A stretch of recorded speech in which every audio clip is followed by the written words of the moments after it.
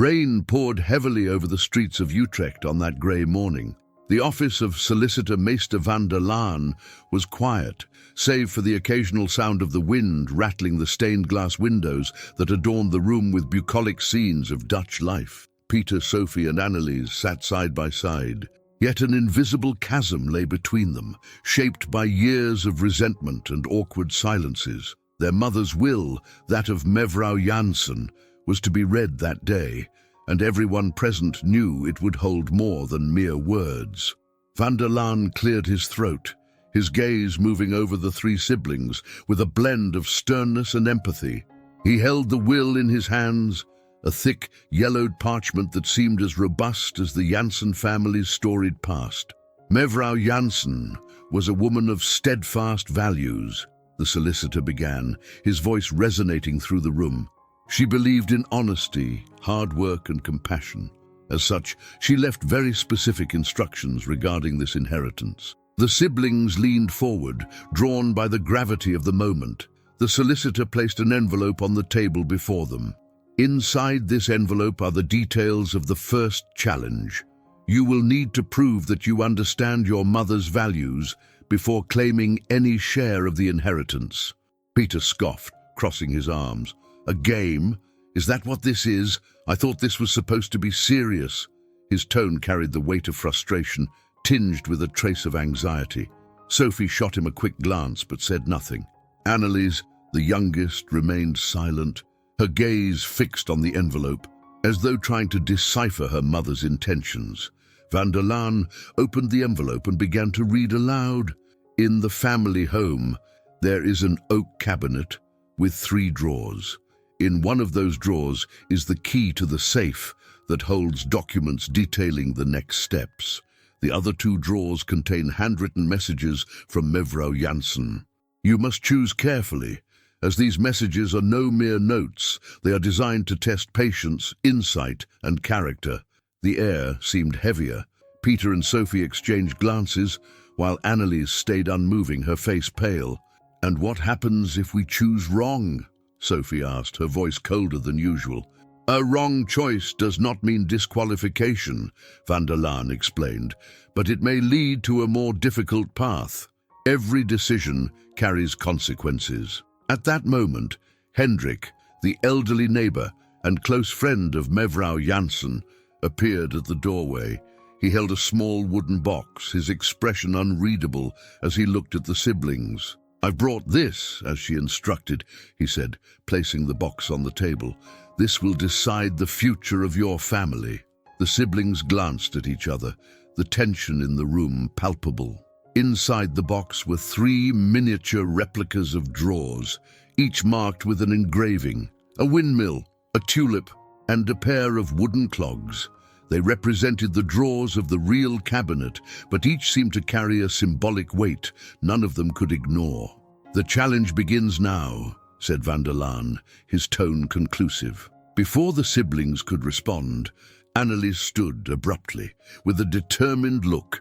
She pointed to one of the miniature drawers and said, "I know which one to choose." The room fell into a stunned silence as all eyes turned to her, her words hanging in the air like thunder about to crack. The silence in the room was broken by the sound of rain intensifying outside, as if the world conspired to amplify the tension. Annelies, her hand trembling, hesitated as she reached toward the drawer marked with the windmill. Sophie let out a dry laugh, a weak attempt to mask her nerves. "Of course, you think you know," Sophie said, her voice dripping with cynicism. "You were always Mum's favorite, weren't you?" Pieter leaned forward, his eyes narrowing with suspicion. "Let's not rush, Annelies. This isn't as simple as it looks."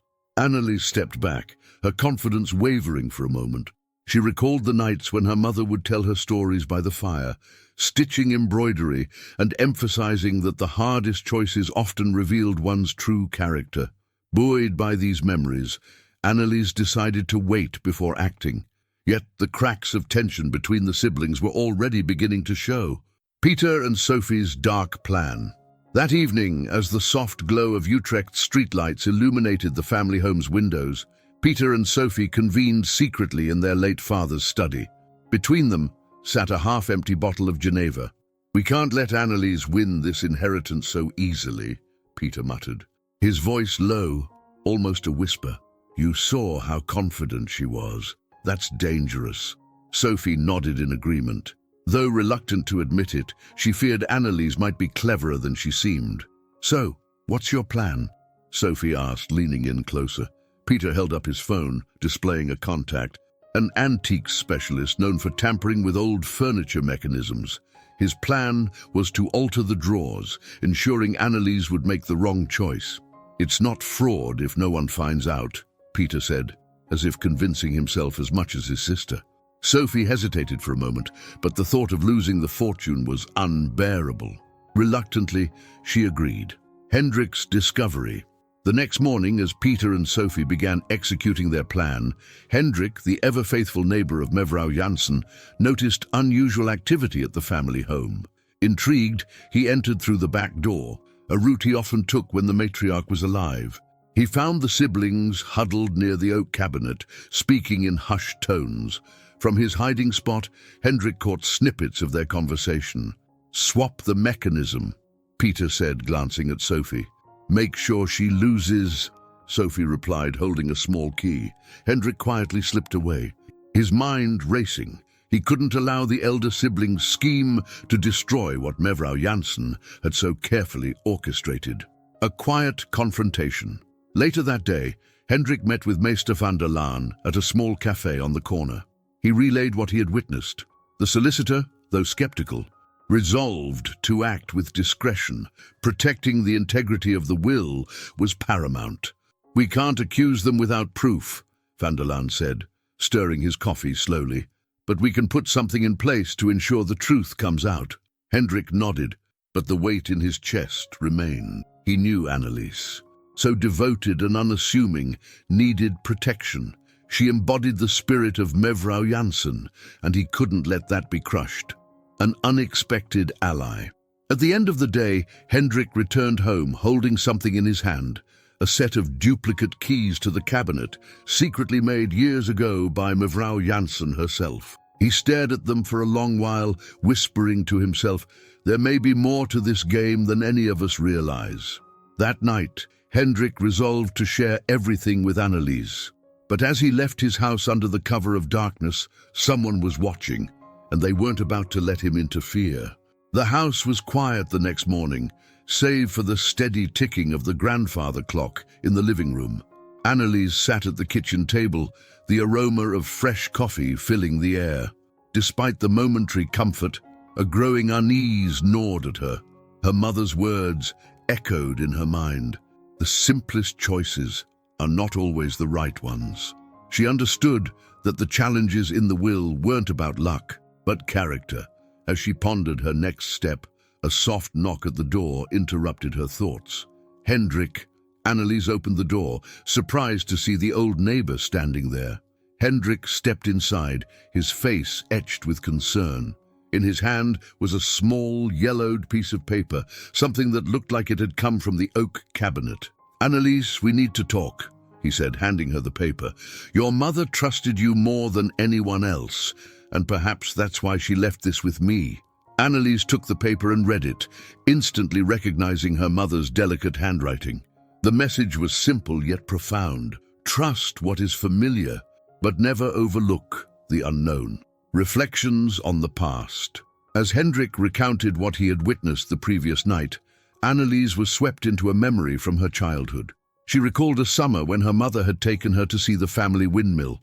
On that day, Mevrouw Janssen explained how, despite its familiarity, the windmill held countless secrets within its mechanisms. Understanding it required patience and observation. The meaning of the message now seemed clearer. Annelies realized the challenge wasn't merely about picking a drawer. It was about trusting her intuition and upholding her integrity, even in the face of uncertainty. "What about Pieter and Sophie?" Annelies asked, her focus returning to Hendrik.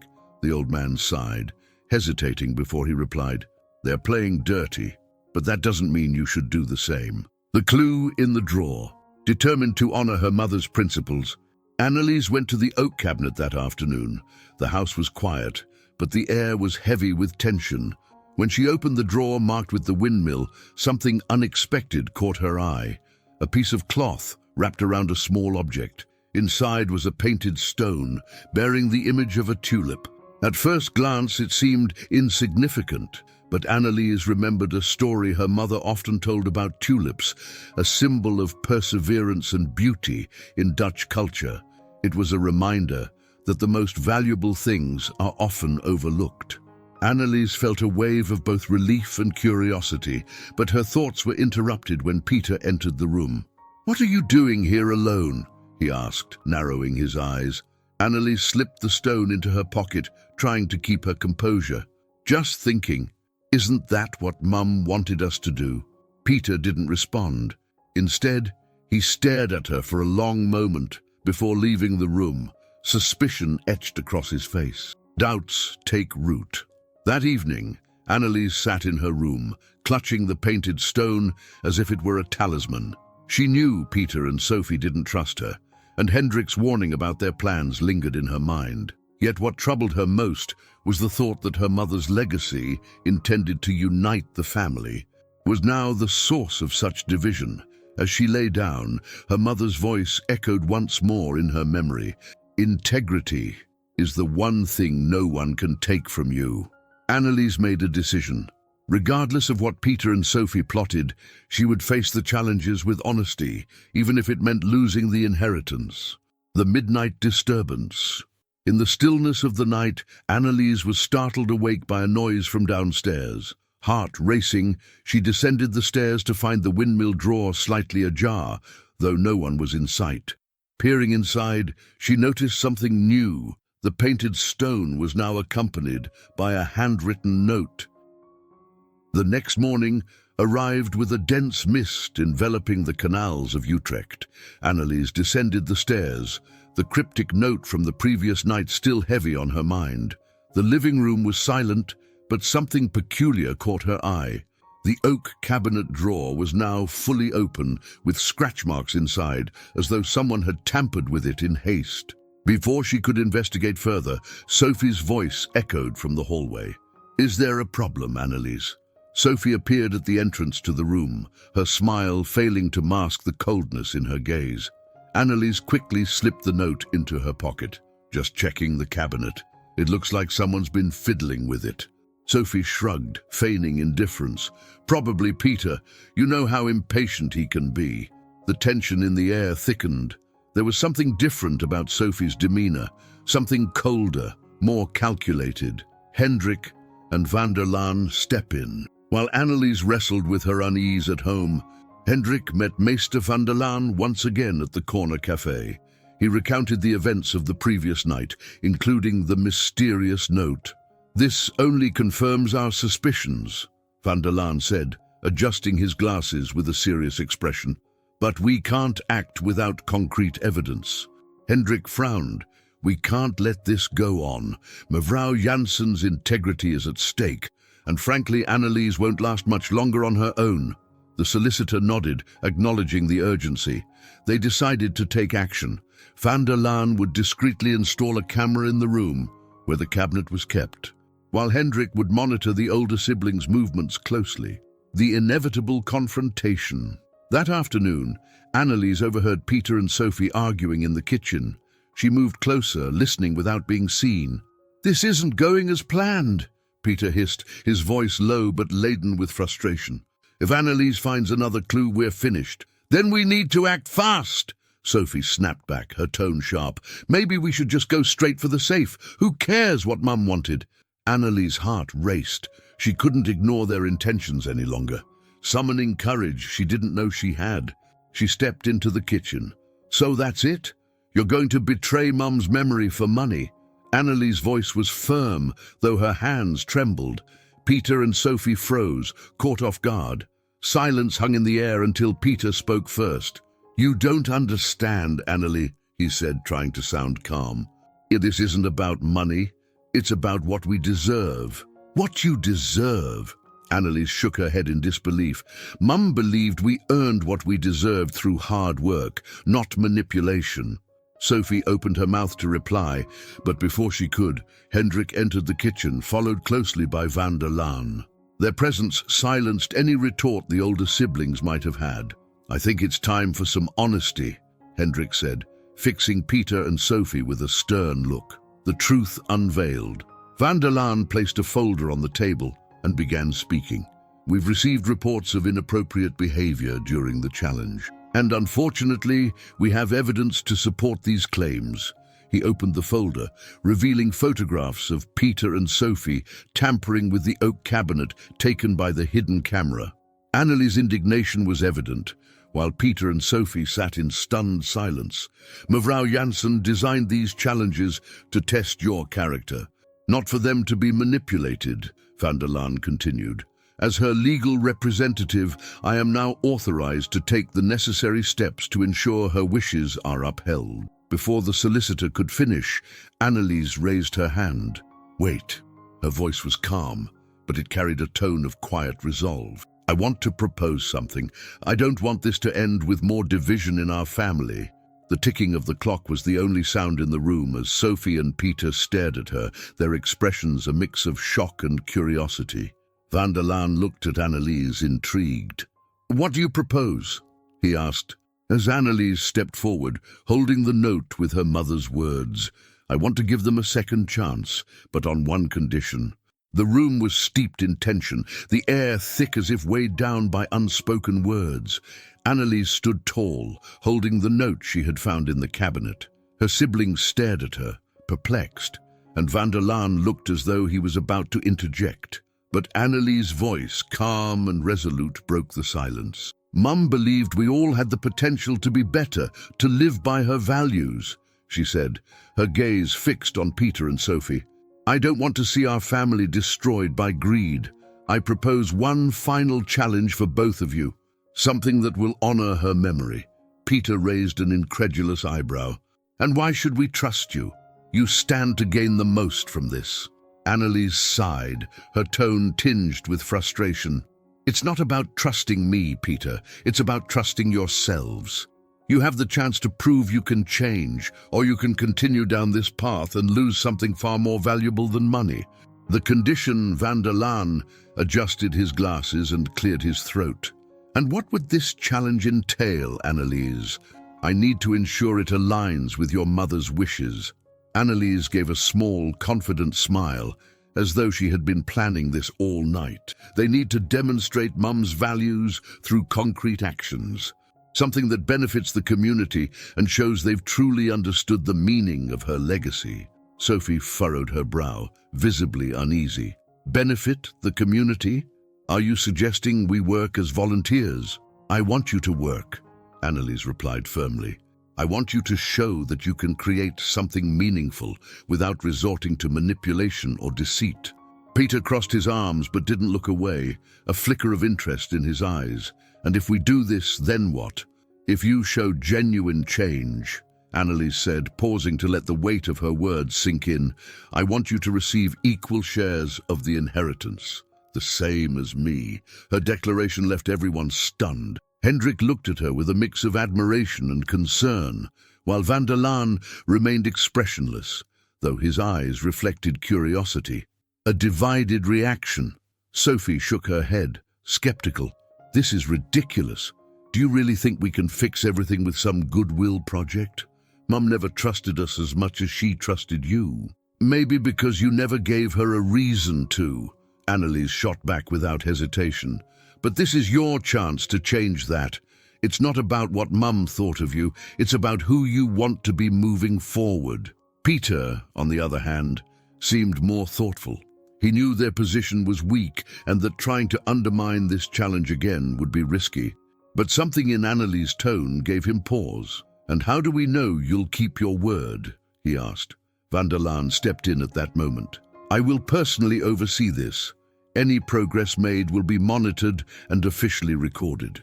After several heated minutes of debate, Sophie finally relented, though her reluctance was clear. "Fine, Annelies. If this is what you want, we'll take the challenge. But don't expect miracles." Pieter nodded, still appearing wary. "Let's see where this leads." Annelies felt a wave of relief tempered with caution. She knew the road ahead would be difficult, but this was the only way to preserve her mother's legacy. A hidden message. As night fell, Annelies returned to the oak cabinet, running her hand over the drawers. She felt something lodged at the back of the windmill drawer. Pulling it out, she discovered another handwritten message from her mother. True wealth is measured by the impact you leave on others. Trust the journey. Annelies tucked the note away, her heart lighter. Little did she know that the challenge she had proposed would test their family bonds in ways none of them could have anticipated. The first days of the challenge were marked by tension and hesitation. Pieter and Sophie, accustomed to shortcuts, struggled to adjust to their new reality. The challenge set by Annelies wasn't merely a test of character, but an opportunity to reconnect with their mother's values and their own sense of purpose. Pieter chose to work on a community project restoring the family's old windmill. Neglected for years, the windmill stood as a symbol of history and renewal in Utrecht. Sophie, on the other hand, volunteered at a local refugee centre, helping newly arrived families integrate into the community. The windmill's revival. Pieter began his work with skepticism, but the majesty of the windmill soon captivated him. The site was covered in dust and cobwebs, yet he saw its potential. With the help of local residents, including some who fondly remembered his mother, he set out to restore the windmill to generate sustainable energy. Initially, Pieter was met with suspicion, but his genuine effort began to change perceptions. One day, as he adjusted the windmill's blades, Hendrik appeared, carrying tools and offering words of encouragement. "Your mother would be proud," Hendrik said, placing a hand on Pieter's shoulder. Pieter paused, letting the words sink in. For the first time in years, he felt he was part of something meaningful. Sophie and the refugee centre. Sophie started at the refugee centre reluctantly, viewing the work as an obligation. However, meeting Layla, a young Syrian mother holding her baby, sparked a shift. Layla shared her story, one of profound loss and struggle, and yet brimming with hope. "You're lucky to have your family," Layla said with a sad smile.